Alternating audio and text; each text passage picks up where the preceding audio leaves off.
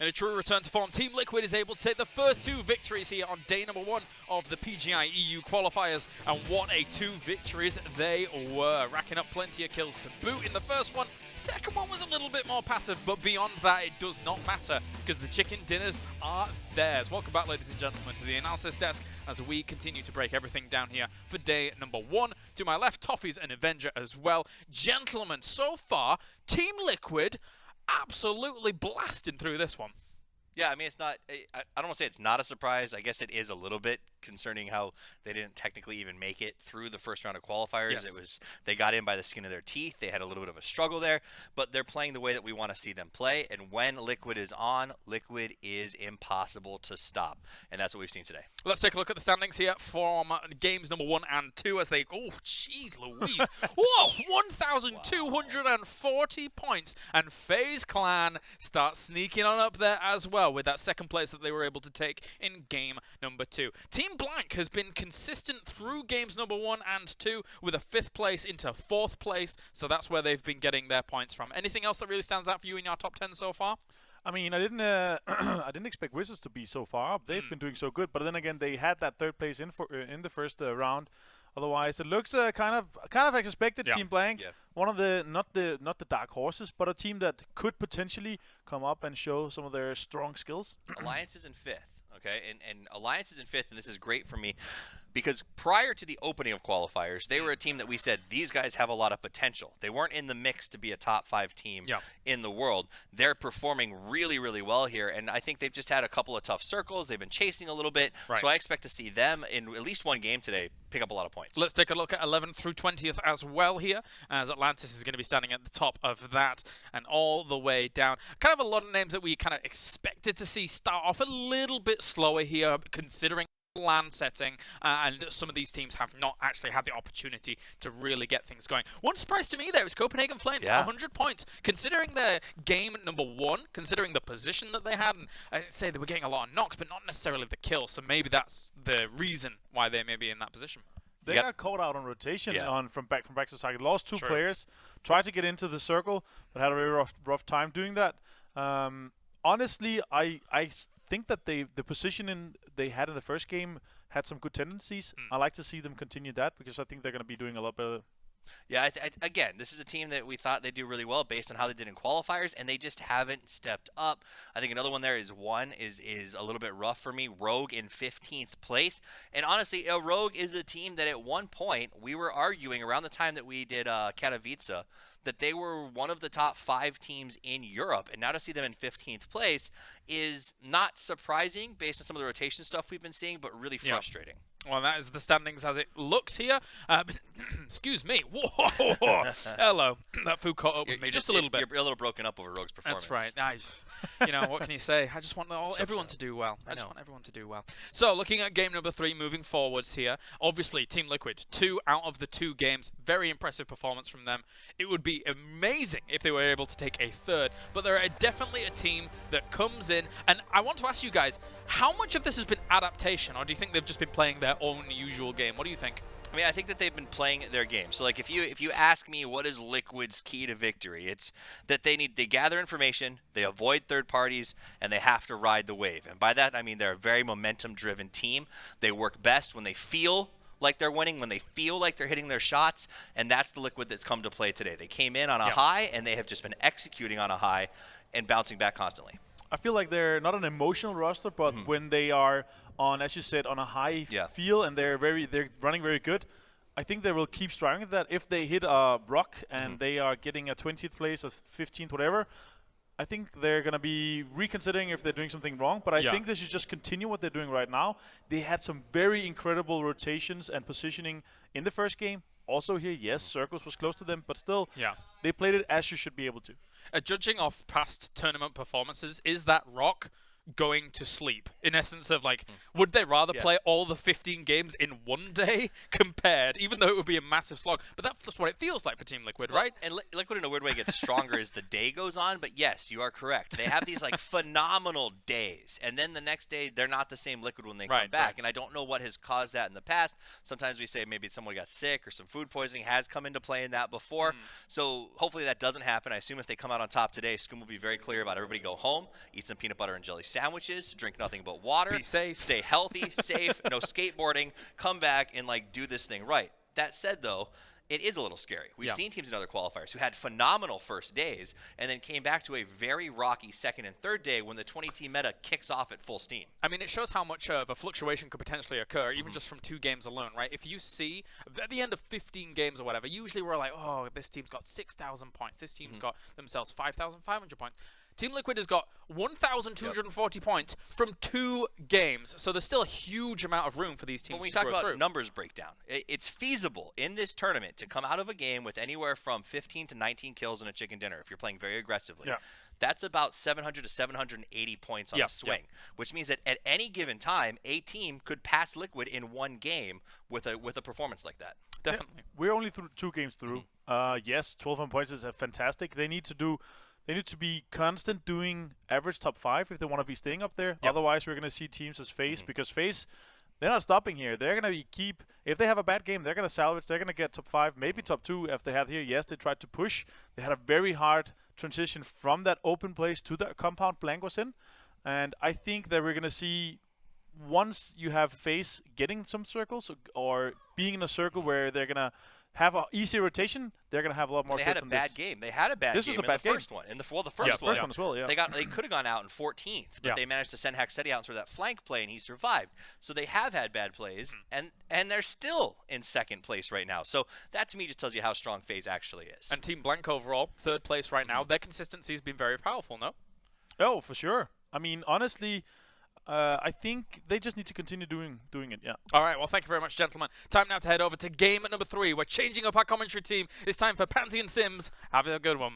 Thanks, guys. I'm excited for this. Haven't casted PUBG in a little while, and I think this is a good way to get back into it. I mean, what a great start we've already had. I know, it's ridiculous. I mean, we're looking at Liquid and just 2 games back-to-back. I mean, talk about turning up at the right time. Toffee's kind of hit the nail on the head when he mentioned what kind of Liquid likes to turn up at an event. Sometimes we've seen them fall flat a little bit. Some of the online leagues, we've seen them absolutely decimate people ridiculously. This time around, though, we're seeing Liquid. This is tournament Liquid. They're playing the best PUBG so far that we've seen them in a while. But this is only game number 3. We've literally just started. It's day 1. I mean, this is a scary thing. We all know what FaZe is like, for example. They are always the comeback kings, and it is going to be haunting a couple of these teams, I can imagine, in the back of their minds. But regardless of that, we're just going to see how the dust settles after day 1. There's a lot of statements being made, and a lot of teams kind of making impressions very early on as to who wants to be the front runner here.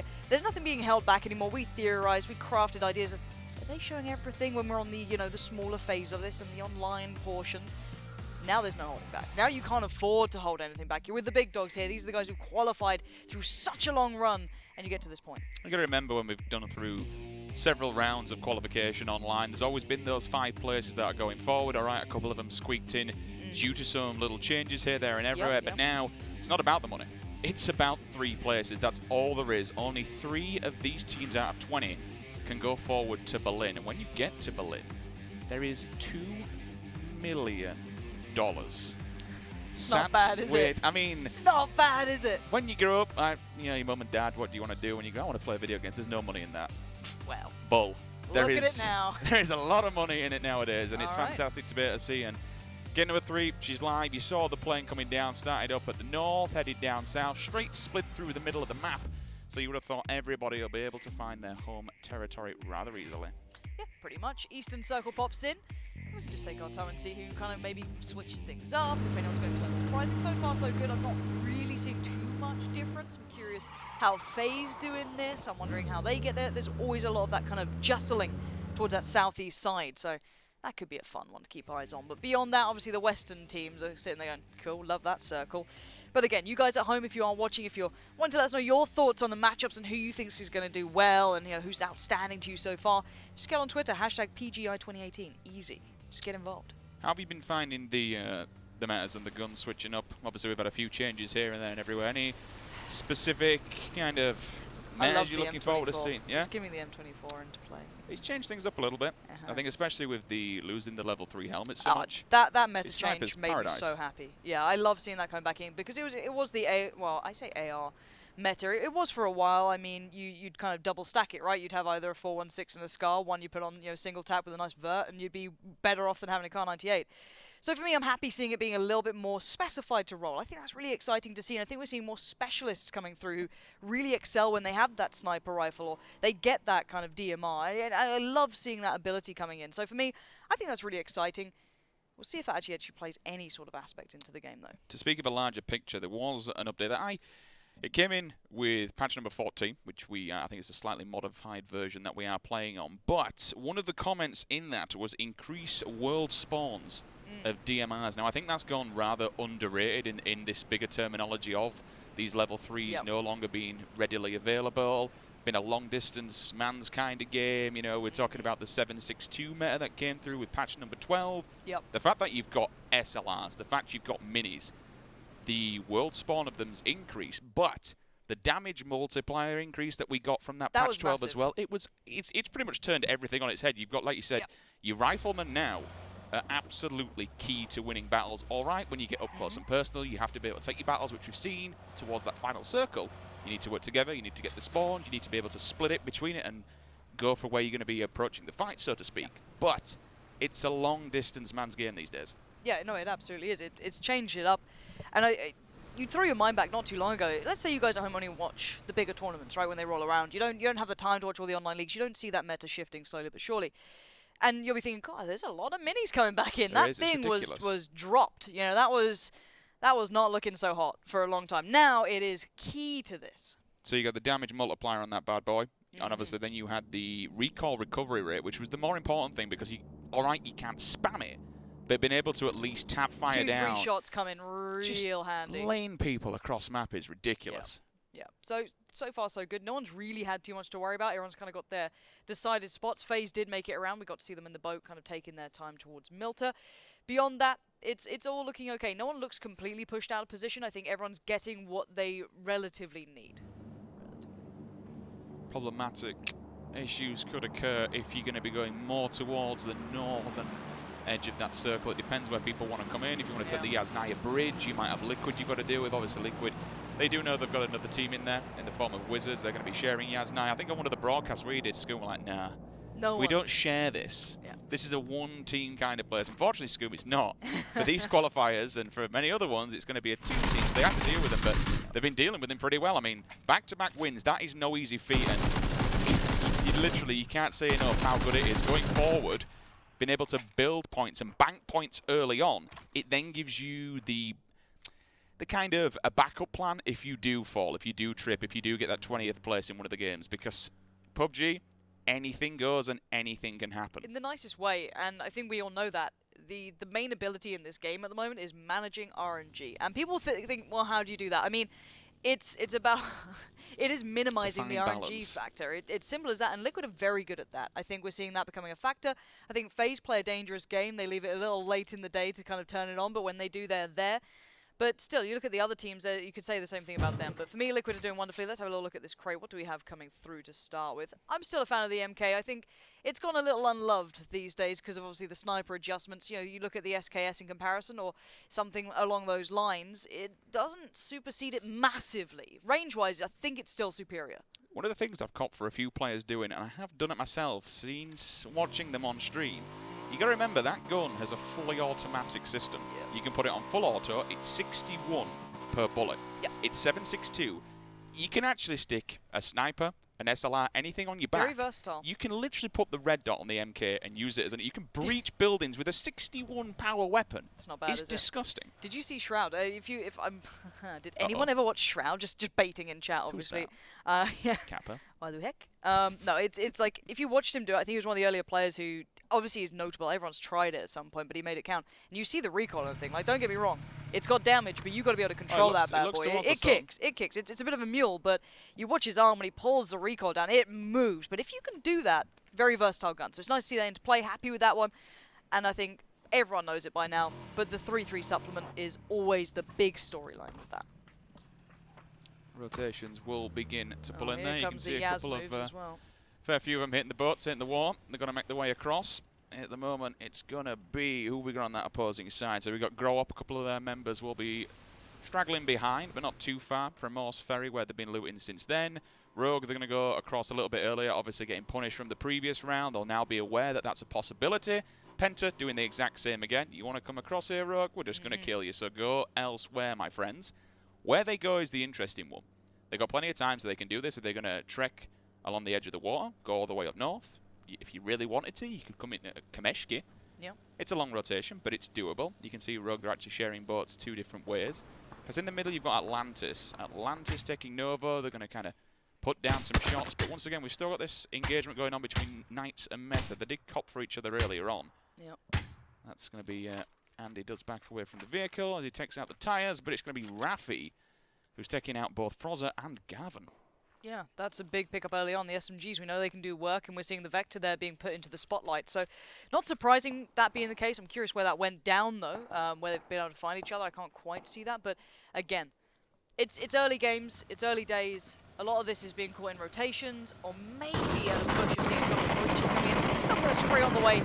That's a good connection, though. That Scar, it's a little bit back in action. I mean, it's not quite the Sanok beast that they put in, but it'll do. It's not been completely ruined. I'm glad. Thank you for, returning my baby back to its glory. I mean, what did it get? It was the reduction in horizontal and vertical recoil. So, I mean, when you tried shooting that thing, it was just all over the place. When it after patch does, Can someone maybe just copy and paste Richard's impression there over the top? Actually, come back to that because we're seeing it live right now.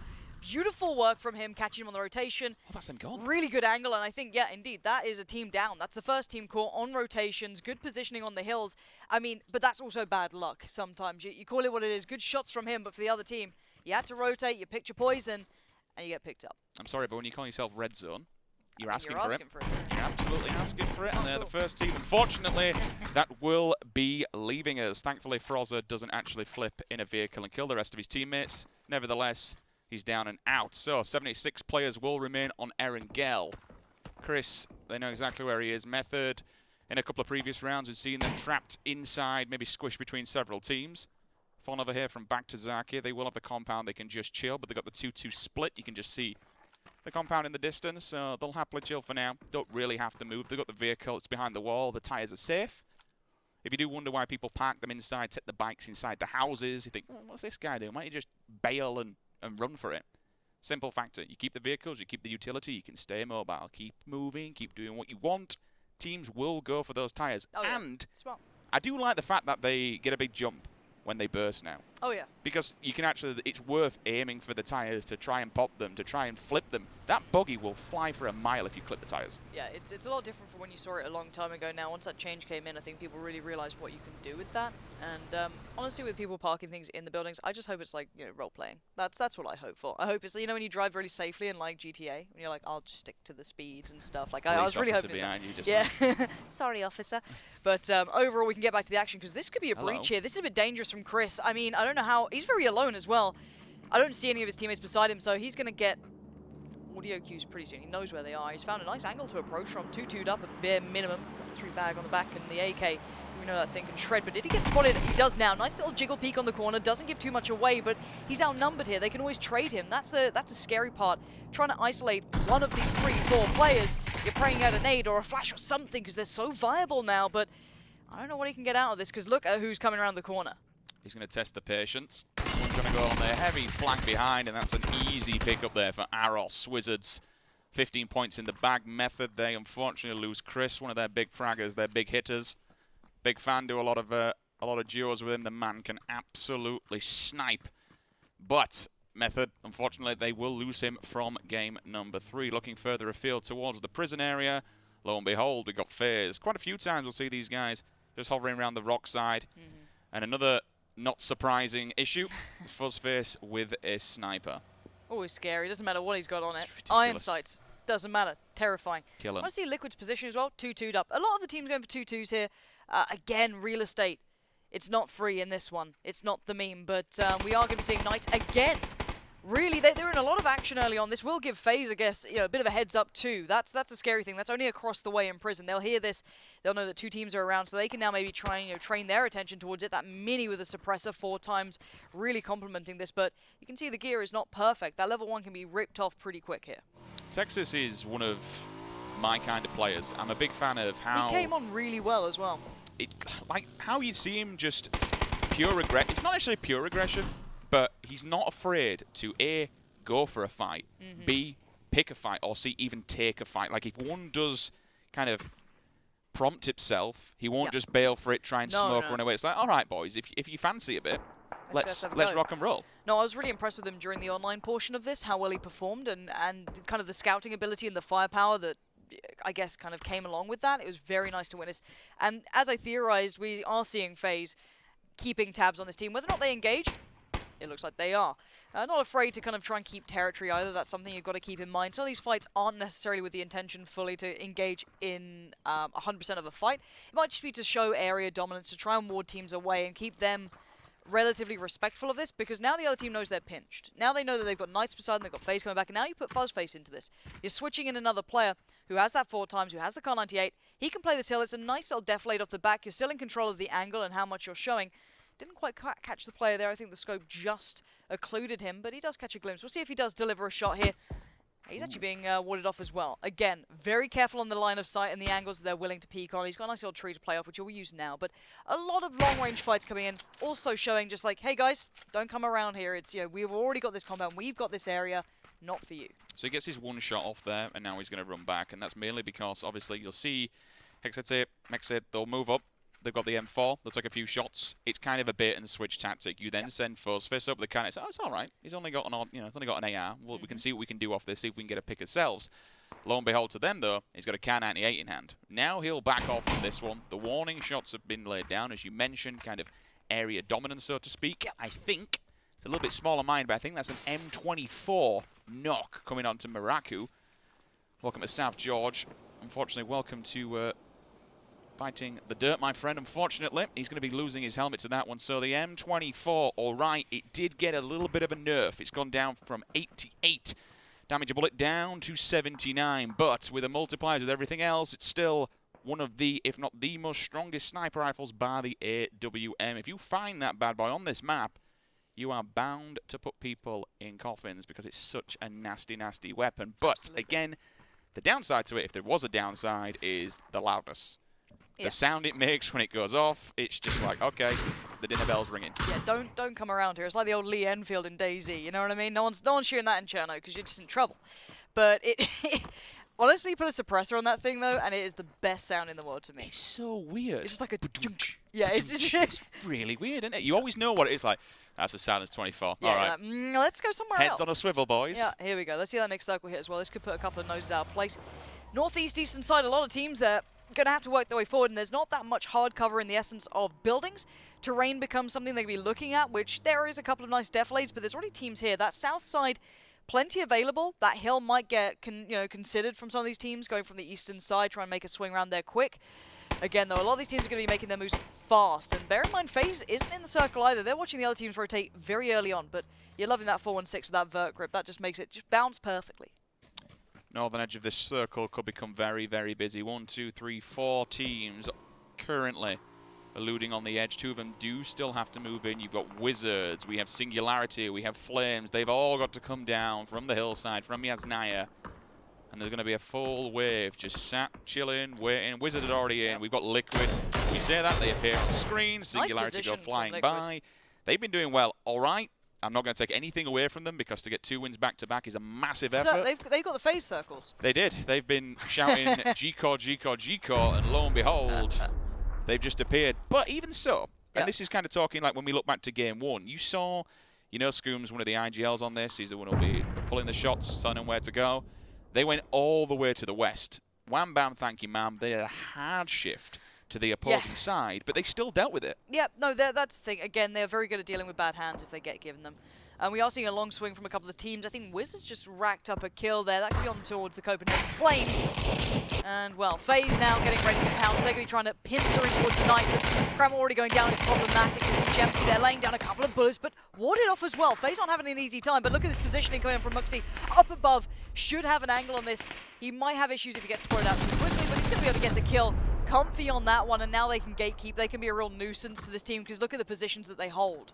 Touching on the kill feed, Van 15 points there for WTSG. I also saw James with a steal. One player from Alliance got knocked. He came in, mopped that thing up. WTSG, though, back-to-back kills. 30 points will fall in their way. Talzera goes down, and now look at this kill feed. It's starting to illuminate as the circle does begin to push people together.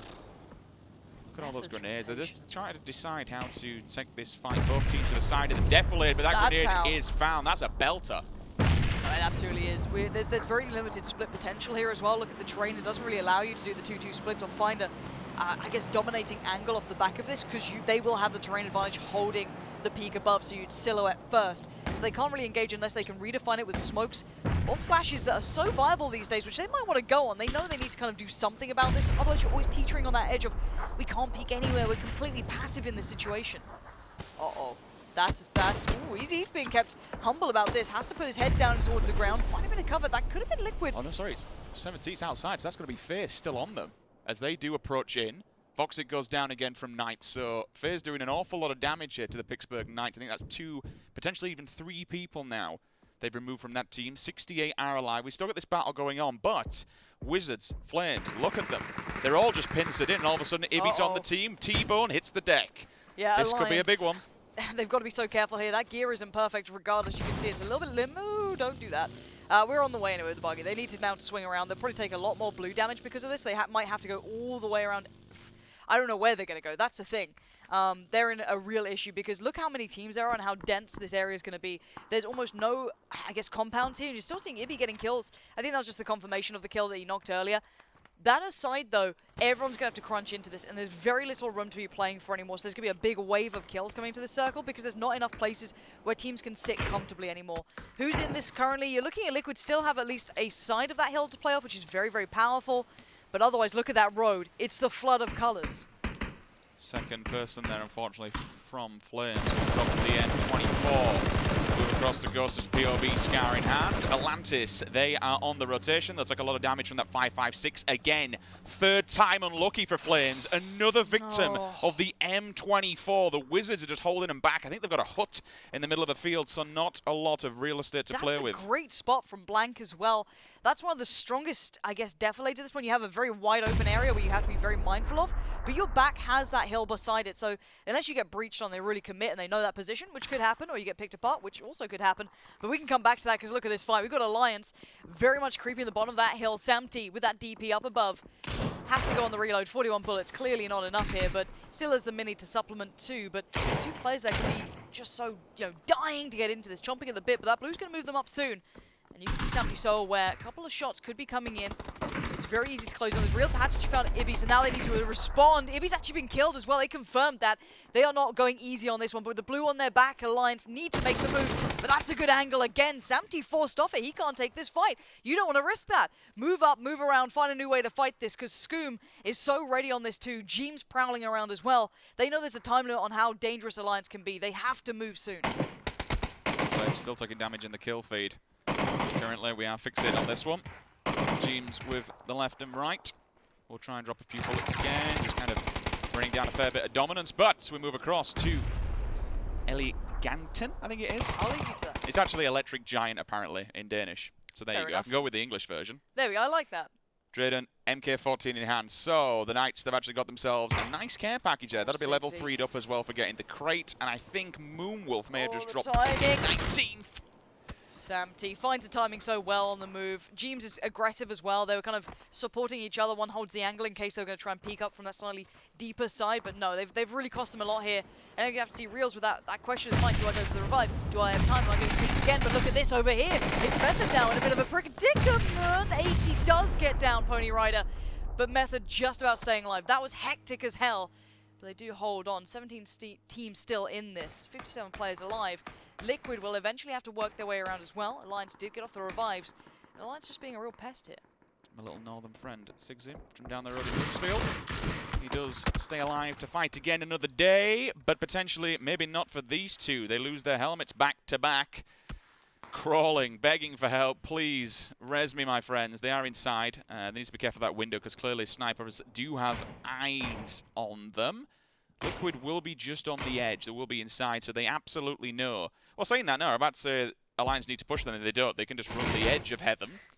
Just keep out of the way, to be honest with you, because dipping on here, as soon as you poke up, your head's going to be in range.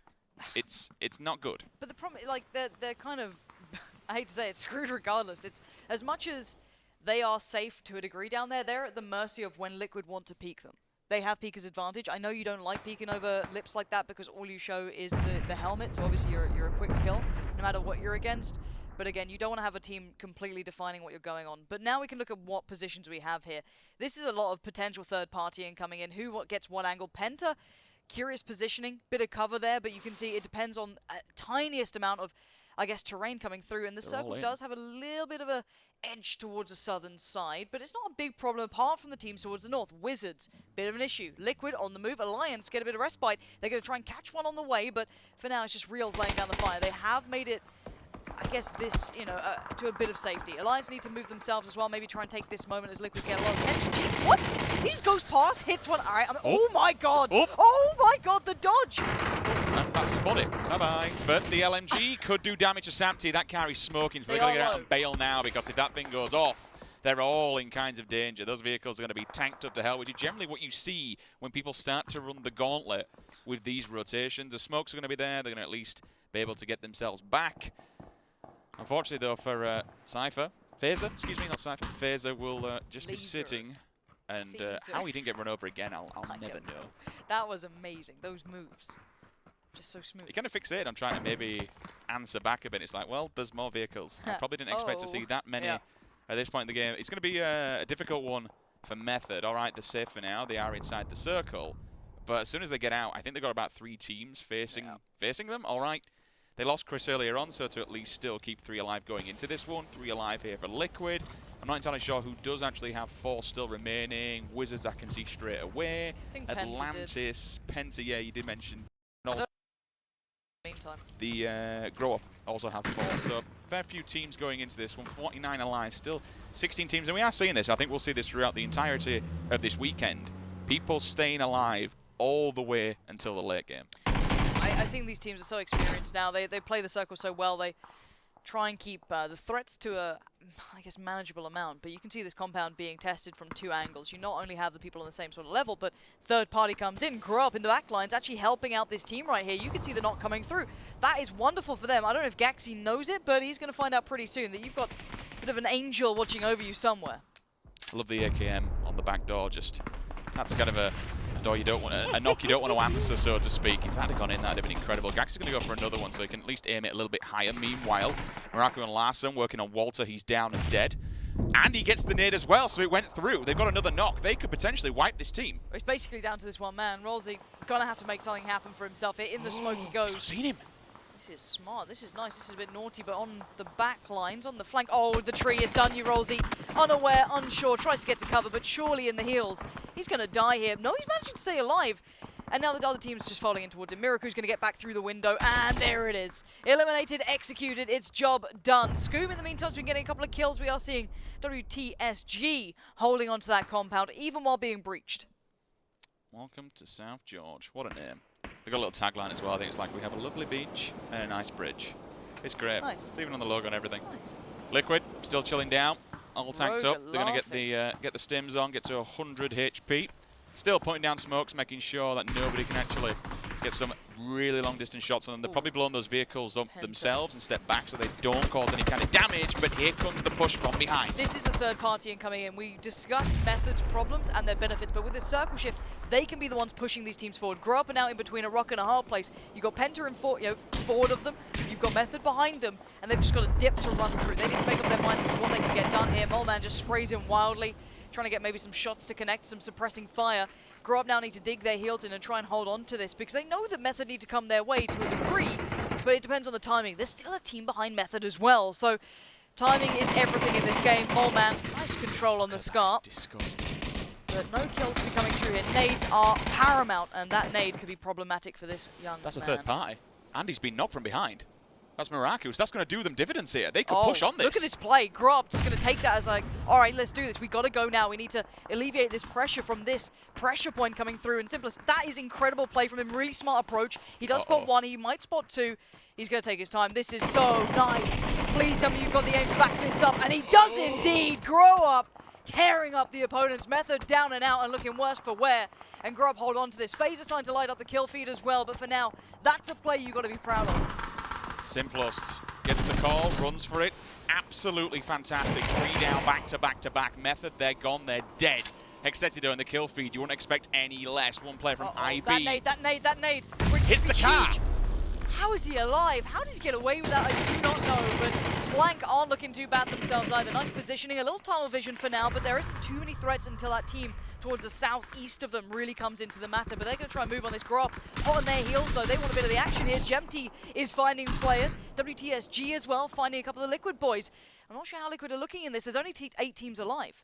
2 players still up. They'll probably leave James for now unless they can get some kind of respite, but as you see, Samty does have the info, just needs to be really careful which way it looks from. You got Larson directly in front of him, but swinging to his left and right. 2 more players. Here comes Vab, though. If they don't see him, they do. Samty, he sits there with the DP. Confirms the kill at least to get the 15 points off. Now it all comes down to Scoom.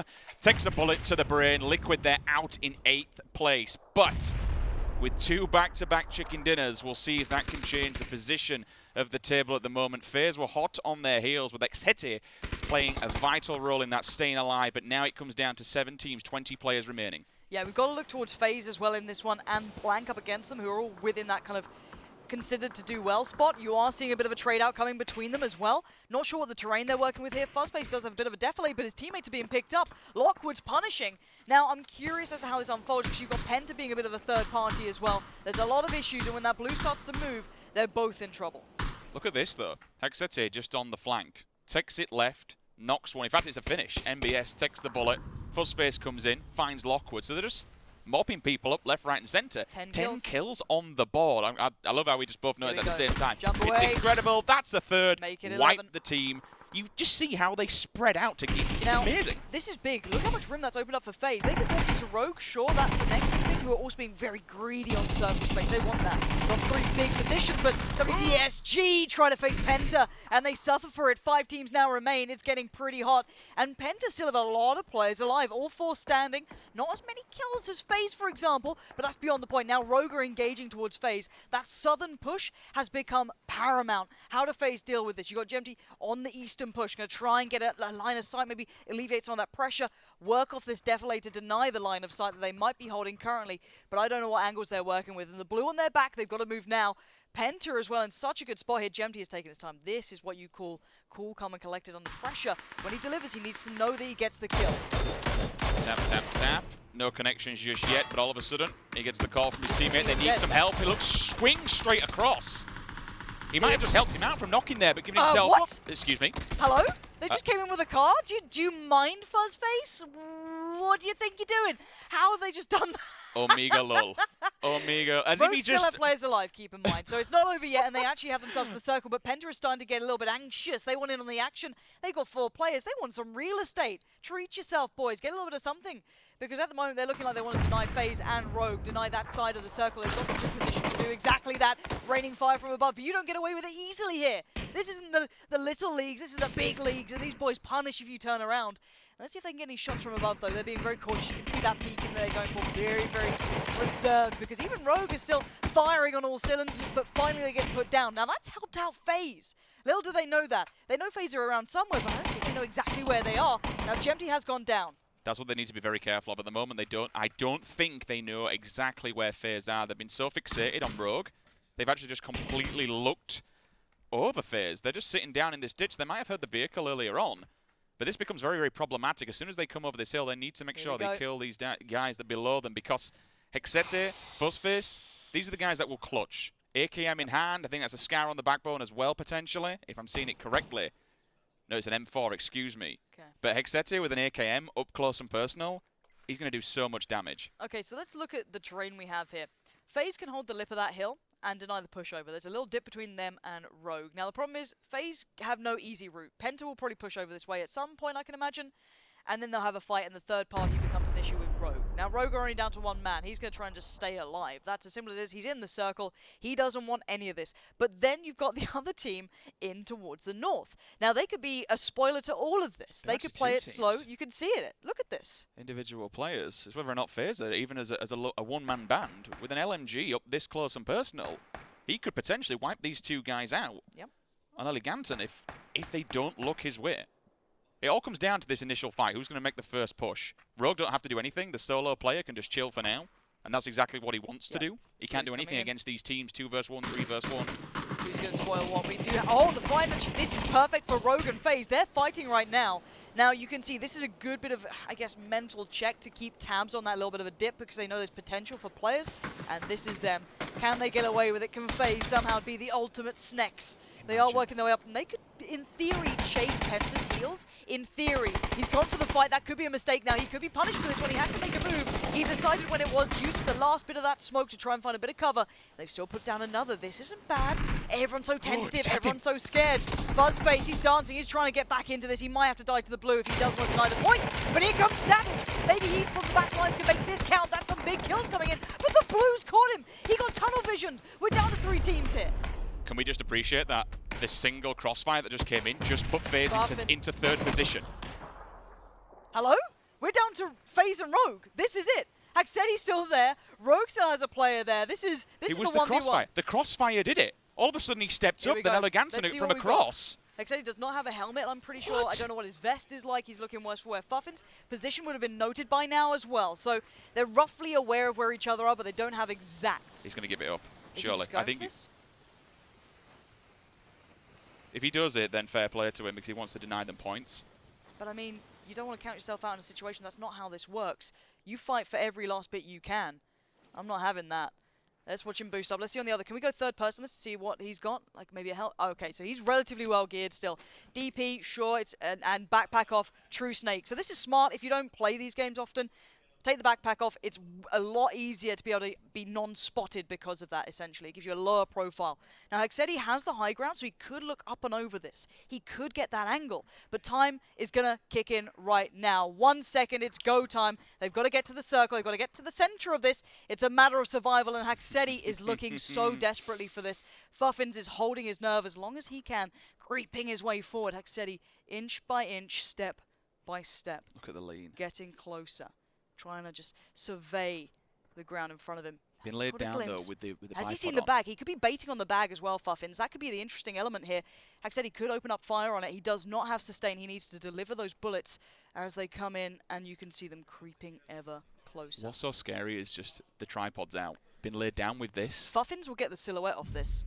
Haxetti needs to move forward. He should get the silhouette. Fuffins could engage on this one. Yeah, here comes the crouch. It's going to be the move. That's great play from Fuffins. You knew that position was perfect as well. He held that little bit of an angle that meant the silhouetting would have had to have come in from the other team.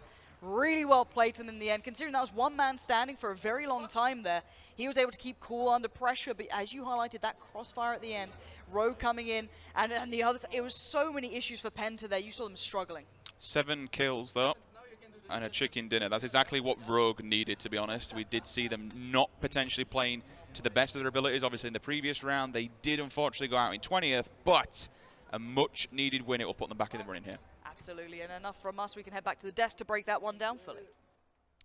So much to talk about with that last few remaining circle movements there, and ultimately a massive spoiler coming out there from El Giganten as Rogue is able to finally clutch it out. But it feels like El Giganten, considering their position, Penta was in such a good spot, but really kind of caused the upset there. They did. Honestly, to me here, El Giganten waiting to the perfect timing. They saw the engage on Penta with FaZe, and then completely put down the hammer, instantly took down 2 Penta players, and then Fuffins cleaning up all of Penta while Penta was fighting back to El Giganten. So a full-on fledged triangle fight right there. That was absolutely fantastic. It's very scary in that 1v1 towards the end when Fuffens has something like a DP with the tripod out, going up against a moving member of FaZe there with an AK. The DP is going to be able to gain massive traction with that lying down position. Yeah, it was lying down position. He actually had a very small sort of bush, not in it, but between the two of them that gave him a little bit of an advantage when he stood up. Because really the big risk when you're prone crawling is that 1 second that it takes to get up to a firing position. And he had just enough cover that I don't think he was spotted to the last possible second. But we saw the fight literally came down to, I think, 1 bullet difference. Fuffens was, what was he, down to like a quarter health right at the end of that match. So super, super close, but amazing game. Big win for Rogue overall, though, because I think what we saw from them in game number 2 was almost a little bit of stubbornness in terms of those rotations. But in game number 3, very clear adaptation. And I'm gonna jump on this because I was hard on them after game 2. I'm always I was a little rough about sticking to military, making these late rotations, getting stuck in the trap, and they changed it up in this one. They immediately went to South Beach and found some boats. They went to North Beach, got some backup boats. They made a good rotation to avoid Penta, set the trap again. We watched them put it in place. They went around it. They found a good spot, and they played well. When Rogue can escape military without losing one, this is the Rogue that you get. So I was super hyped to finally see it. It was almost the same position that we saw Grow Up come in from game number 2. Actually, the first circle was almost identical to our first circle in game number 2 there. So they found themselves that Lipovka position to be able to then eventually push in. And their 2-2 split later on from Rogue was very strong as well, correct? It was fantastic. I think it was a 3-1 split. Hey, Yannick, dead center, but still very, very good here. Getting the information and in the 4th circle, when it hit, they have the perfect position. He was in a dip. He did get pushed by FaZe because he was in that position, but still fantastic play coming out of Rogue right there. 6 kills from Fuffens. Very Absolutely. good. I mean, big plays from Rogue. They take the win, but honestly, I want to talk about FaZe got second with 13 kills. Rogue got first with 7. Yes. So the difference in kills is they got about FaZe got 90 extra points from kills over what Rogue got, which means they almost got the same score in terms of finish placement kills, sort of averaging themselves out. Only a kill difference. They had one more kill, it would be exactly the same. So that's, I think, the value of kills here. Sometimes you don't get first, but if you're working hard to get there, it pays off. We just saw that moments before, the kind of big kills onto Team Liquid from WTSG. Welcome to South Georgia. Their names and mouthful. They gave us a tongue twister on purpose, I think. But regardless of the fact, they got themselves like 12 or 13 kills in this round. So that was able to put them, not only at 6th place, but also a lot of kills racked up. Singularity's up there as well, but WTSG is in the money. They were on fire. Penta trapped them a little bit. That was sad to see, but they fought tooth and nail to get what they got. They got pushed constantly, but this is what I like about WTSG is they ran their duo split. They ran it confidently. When they got pushed at what we like to sometimes call the noob compound, they made some very smart plays. They smoked the entrance to the noob compound, and Miracu, instead of waiting for the push, used it to sneak out to the back tree and watch the door. He knew that they'd be coming, set a trap, eliminated the team pushing them, and they just had some really clean WTSG-esque like Cavalier plays. If they're Cavaliers, I love the way that they do that kind of stuff, and it was fun to see them play their game. Definitely was. And obviously, we saw huge migrations, especially from the south when we got to maybe 3rd or 4th circle. Alliance was one that stuck out as well, right? For me here, Alliance taking that rotation where they left a man behind and going all the way out north, trying to push in and come in from the northeast. That was a fantastic play because that's the only option they had. They scouted everything. They left T-Bone behind. Unfortunately, they went into the Heaven compound just west of the mansion where Liquid was waiting with 4 guys.